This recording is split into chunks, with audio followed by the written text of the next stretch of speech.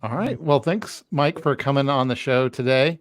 For the folks listening, I have Mike Wilner with me. He's the founder at Switchboard, which is a software product that helps with partnerships. And I've been a big advocate for strategic partnerships with agencies. And I know that there's people have differing experiences around that. And I wanted to talk to Mike today just to kind of talk through what he's seen from working with many different folks and kind of in the partner ecosystem. So thanks for coming on the show today, Mike. Yeah, thanks for having me. So I wanted to start by just kind of, at the baseline.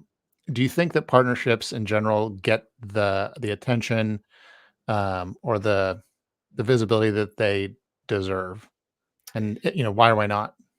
Yeah, I mean, I think they, I think people have different words for partnerships, right? I mean, I think if you ask agency owners if referrals are important, you get a pretty clear answer that the answer is yes, right? Hmm. Do they always think about those through the lens of partnerships? Maybe not. That may feel like a more formal word for it. So through that lens, I think they are present on the mind of a lot of agency owners, even if they don't use the exact word partnership, right? And so, I mean, what I've seen is that partnerships, specifically referral partnerships, do two pretty essential things for agency owners or consultants, right? Anyone providing a professional service. One is uh, it can help you grow your pipeline, not just from people sending you business, but even the act of referring work to other people usually ends up with like more work coming your way. So it's really good for your own pipeline.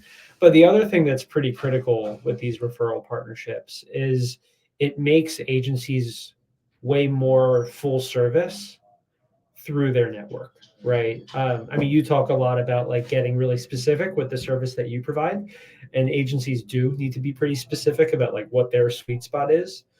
But when you have partnerships with other service providers, what that means is like when you're talking to a prospect or a client on the phone who needs something maybe outside of your sweet spot, you can still help, right? And Hmm. so I think that is one of the really big things with partnerships is I think a lot of people think like, oh, if I'm going to be more full service, I've got to hire up or staff up or do a bunch of subcontracting and some of that. But the truth is, through partnerships and through having a network of other providers you trust, you can kind of have your cake and eat it too, of being more full service while staying super lean and agile, right? So I think Yeah. that those are, when you just think of like referrals as this like magic thing that happens when you get lucky and put karma out into the world, like it's hard to kind of think about it proactively.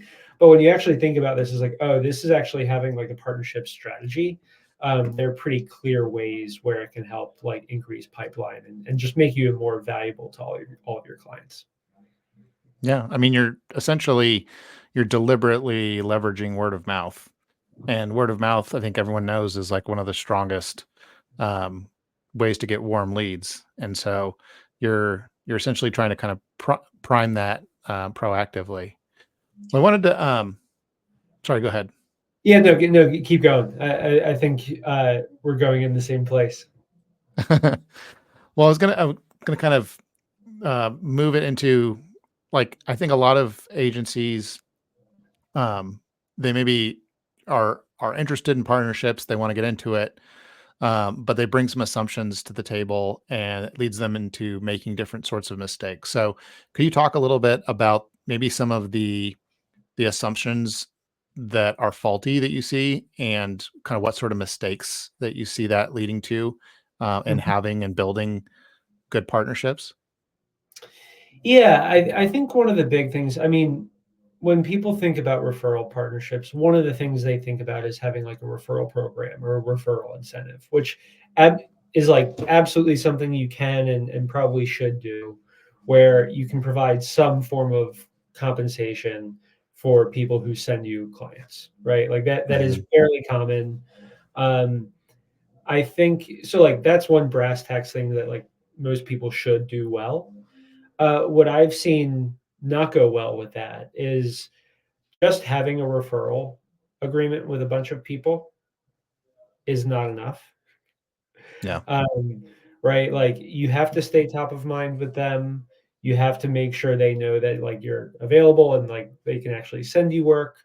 But even if you're staying top of mind, reminding people that you're there, reminding people that they can send you referrals, even that is often not enough, right? And so, what I've seen work really well is like when people have referral partnerships where they would be willing and do make referrals to those people. Mm-hmm. Those are the partnerships that always come back around, right? What doesn't work really well is like really scaled, like more affiliate type referral partnerships, especially with agencies that have really high price points, right? Yeah. Like getting a bunch of people to send out a link doesn't really do anything because Yep. at the end of the day, these are all going to be really high trust referrals.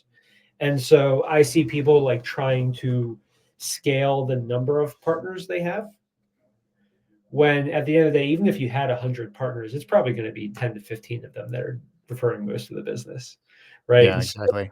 going deeper with these partners and being more strategic with partners is usually more valuable than like having hundreds of partners or doing like an affiliate model.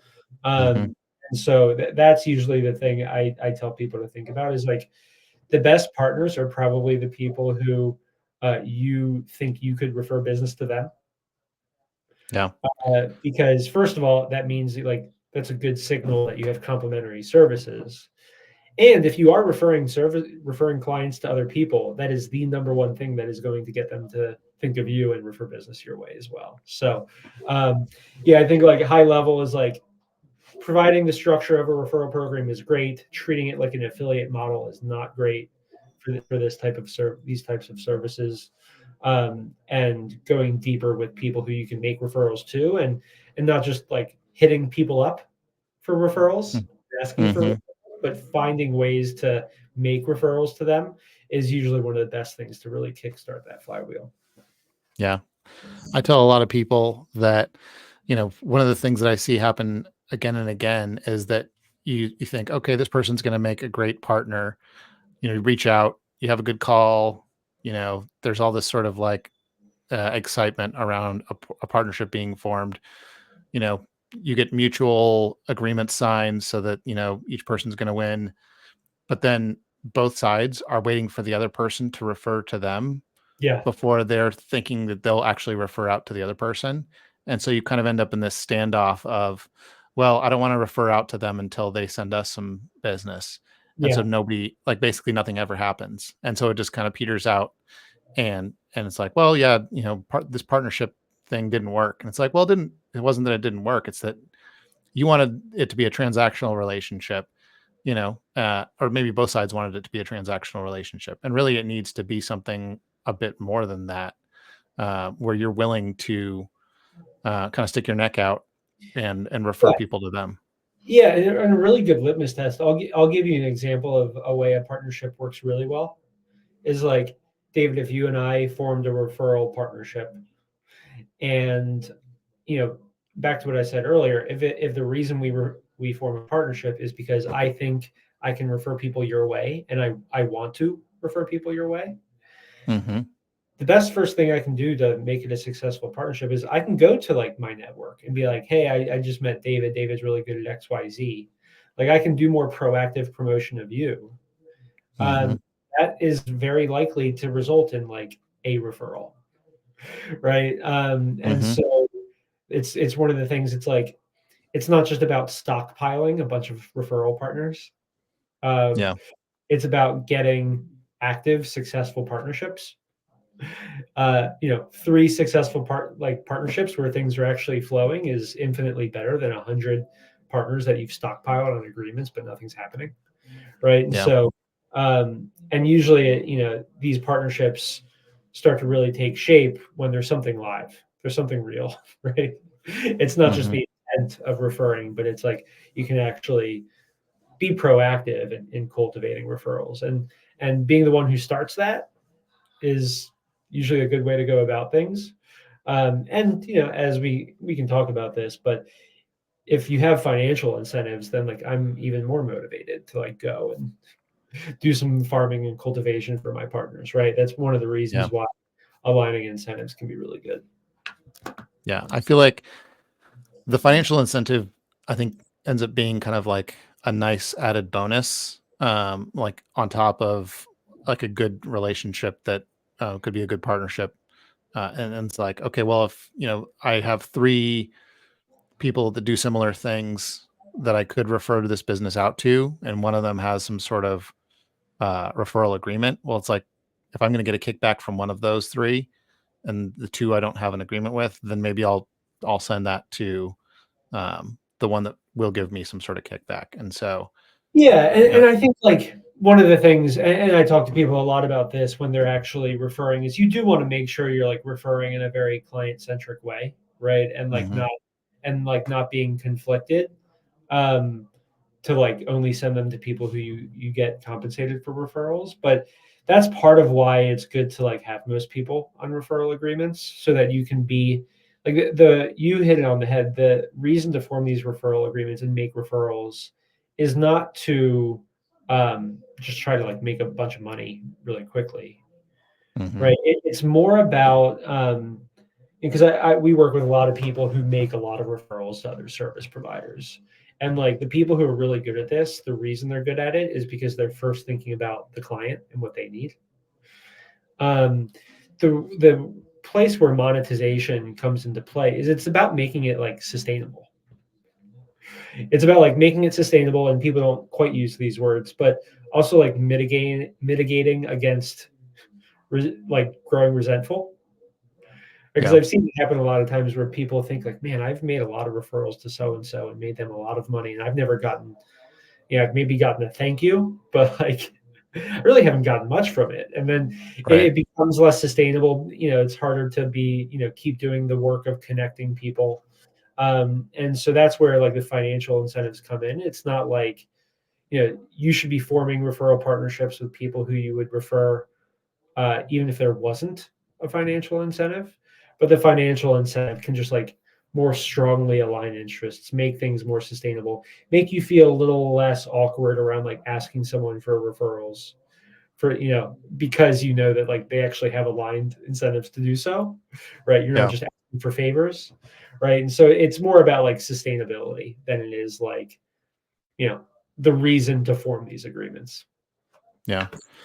Well, you've touched on this a couple times. You mentioned kind of the client centric approach. I know that previously we've talked a little bit about kind of like this mindset of being more of a connector or like something like that as Yeah. kind of being the best way to approach partnerships.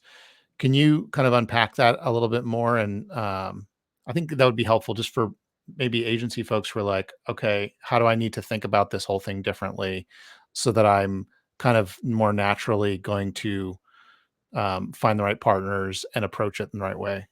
Yeah, yeah. I mean, I think the first thing is, again, like it is not a super sustainable or viable business practice to just like have a bunch of people on referral agreements, hit them up continuously and just ask for referrals, right? That's like typical affiliate stuff, which like can sometimes bear some fruit, sometimes that like initially bears fruit, but over Hmm. time that becomes less effective if all you're doing is just like asking for referrals. And so what we've seen, and we've seen the data like with our product, is the people who get the most referrals are the ones who start by making them, right? Hmm. And so you talk about this all the time in terms of like how to position yourself as this connector. And there are a few ways in which agency owners or consultants can do that. One of the most effective ways, like really subtle but effective ways to do this, is like how to approach discovery calls, right? When you're talking to a prospect, right? Um, there's one little line that you can use at the beginning of a discovery call where you're like, "Hey, we're going to talk about my services and if I can help you, but I want to talk about your challenges because I've got a great network of other people, and so even if it's not me, I might be able to connect you to some folks." Right? That's Yeah. one example of like repositioning a discovery call and Mm. like putting yourself in more of a position of strength where you're not like selling too hard, right? Yeah. Uh, but you can like learn more about their challenges, and then you can start to be viewed as like potentially a connector who has other people, right? And so if you're, let's say you're a performance marketing agency, and the person says, well, actually, before we do this performance marketing stuff, we've got like some product messaging things that just need to get fixed, right? And you're like, okay, cool, maybe I can tap into my network. And again, that's when it becomes really good fodder for like, if you don't have someone in your network who's a really good product marketing person, if you have someone live, if you have a client who has expressed a need to you, you're in a Hmm. really position of leverage to go and like find a really good partner who you could then refer them to, Yeah. right? And again, back to what you were saying, it's not just partnerships for the sake of partnerships. It's, I've got something real here. I've got to go find a partner. And like that is a signal that in the future I may refer them more work. Right. Yeah. So that's one thing with just like repositioning discovery calls. But there are things like if you provide a service where there are like you're doing a more high level strategy, usually you need to refer out to like implementation specialists. So there are a lot of ways of like packaging your services such that as a very natural extension of working with clients, you need to refer them to other people to implement Hmm. things rather than like subcontracting. But I think like there are a few things, and I can share a resource on this. There are a few things that are like really important to just like positioning yourself as a connector to your clients so that they know that even if it's not your services, you're still the person they should talk to when they have a need. Yeah. Um, because then, eventually they might not need your services for a while, but then they express a need to you just because they trust your expertise. And it's like, oh, actually, we can do that. Right. Yeah. Uh, so you just want to be people's first call when they have a need.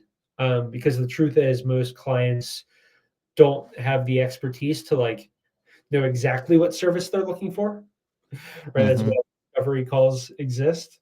And so positioning yourself as that first call can be really important. Yeah. I mean, that's a huge thing. I mean, I think that's almost like a shift in your sales mindset too. Cause I think, maybe you have a prospect that you're talking to and you realize, you know what, like I'm not going to be the best first investment for them. Like they maybe need to do this other work on their company first before working with me. And for you to come back and say, hey, you know what, like I know that you're feeling this particular pain, but I think, there's an upstream issue you need to probably take care of first before we work together. The fact that you're basically turning away their business at the moment goes a long way for them, like to build trust with them.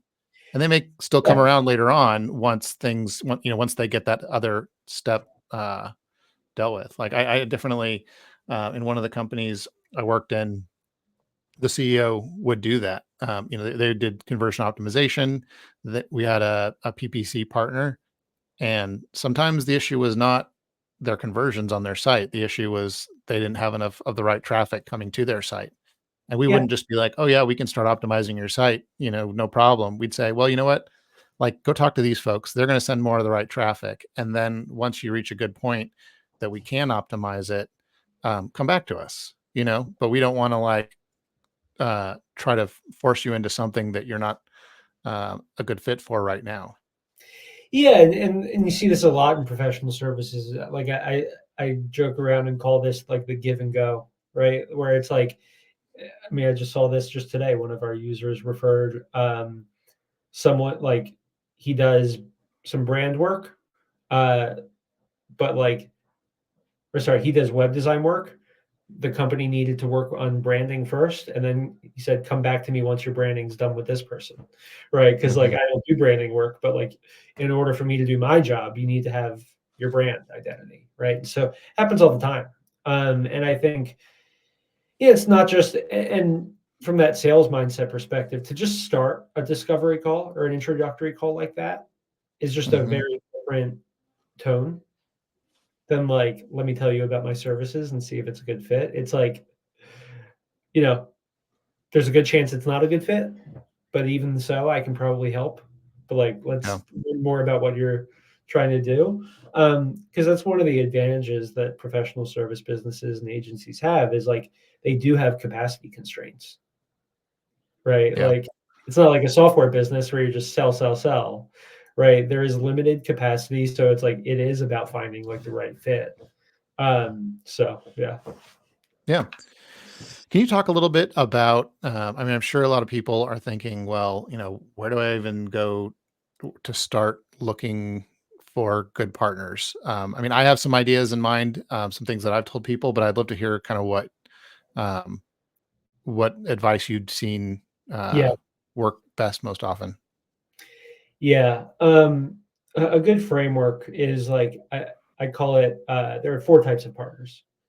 There are upstream partners, so partners who provide the service before your service is needed, right? So if you're like a web design agency, then like brand design might be upstream from you, right? Hmm. There are downstream partners, which is the opposite. So if you're a web design agency, maybe it's like performance marketing, right? After someone rebuilds their website, now they need to like invest in growth.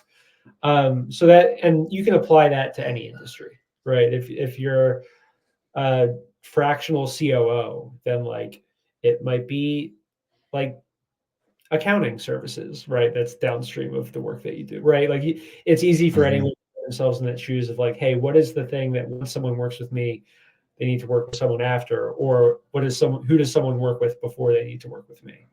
Um, so that's upstream and downstream. The other thing is upscale and downscale, right? So upscale is like, someone who provides the same service, but more complex, higher ticket, right? So if you're like a boutique two-person Webflow development shop, right, then an upscale partner might be a much bigger agency that like, only does projects that are six figures, Hmm. right? Um, because you may have clients that are looking for something way more custom and complex than you want to do, and you may need to refer them over to those bigger agencies, and vice versa. They may have leads, they will have leads who can't afford them that they'll need someone to Hmm. refer, right?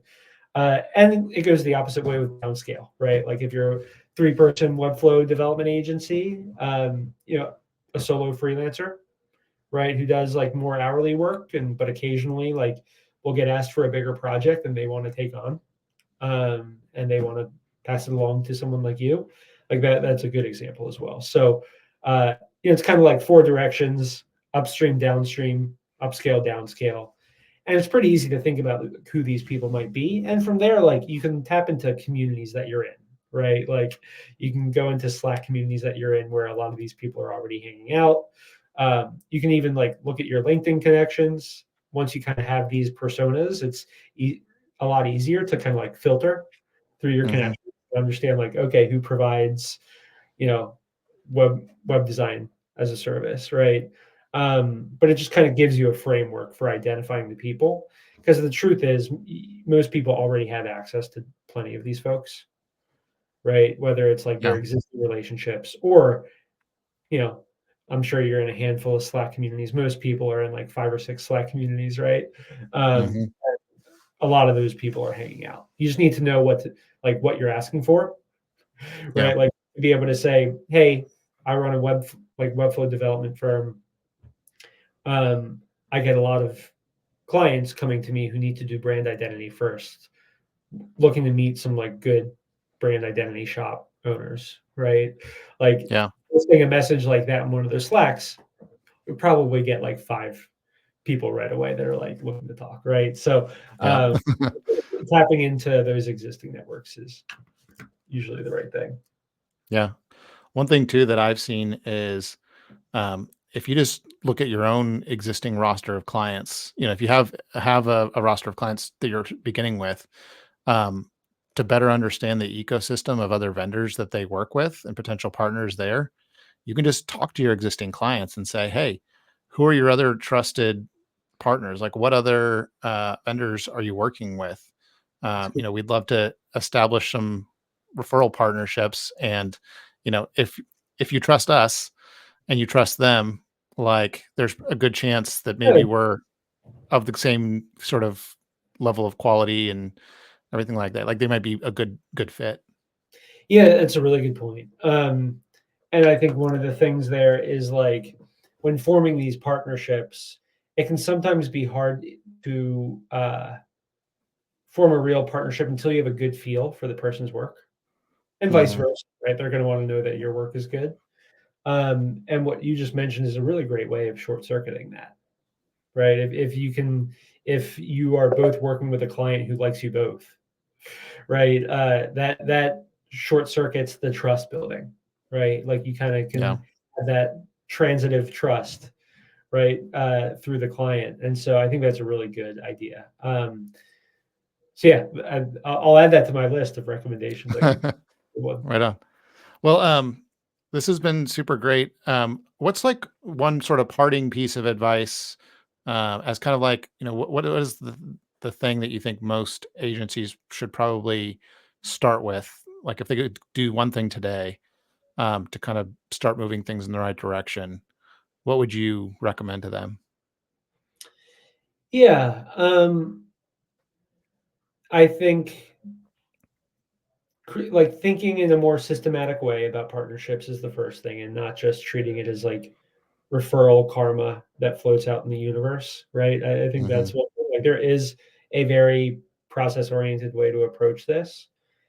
But if there's one thing you do today, it's like find how to make a referral to someone else, right? That is going to Yeah. be the thing that catalyzes a lot of this, right? It's like you make a referral to someone else, then they're like, oh, wait, should we form an agreement? Right? Like you almost like things will start happening the right way when you are the one initiating and like creating value for others. Whereas just like trying to harvest as the Yep. first thing is challenging. And so, and I think if people think about like if people ask the question, how would I cultivate a referral for someone else? It's actually like pretty straightforward. It's like, oh, I can pinpoint a person. I can then tap into my list of clients or prospects and like offer to make some intros. Yep. And that can happen really quickly. And so I think that that's kind of start making referrals and be the one to kind of lead by example is the best place to start. Absolutely. I love that. Well, awesome, Mike. Thank you so much for coming on the show. Is there any, like, if people want to follow up with you, if there's anything you want to share with people, before we wrap, what's the best way for people to stay in touch? Yeah, you can reach out to me on LinkedIn. Also, our website, tryswitchboard.io. We've got some good resources that go into some of the things I've talked about here today as well, that are helpful. So, Sweet. Well, thanks again for coming on the show. I think there's a lot of value here, and I'm excited for people to watch it and, um, yeah, see some of that value. And if you're watching this and you need a sort of tool that will help you kind of manage all of this sort of ecosystem, I'd highly recommend, Mike's tool, Try Switchboard, or you can reach out to me and I can make intros or anything like that. So, but thanks again for coming on. yeah, thanks for having me. Have a good one. You too.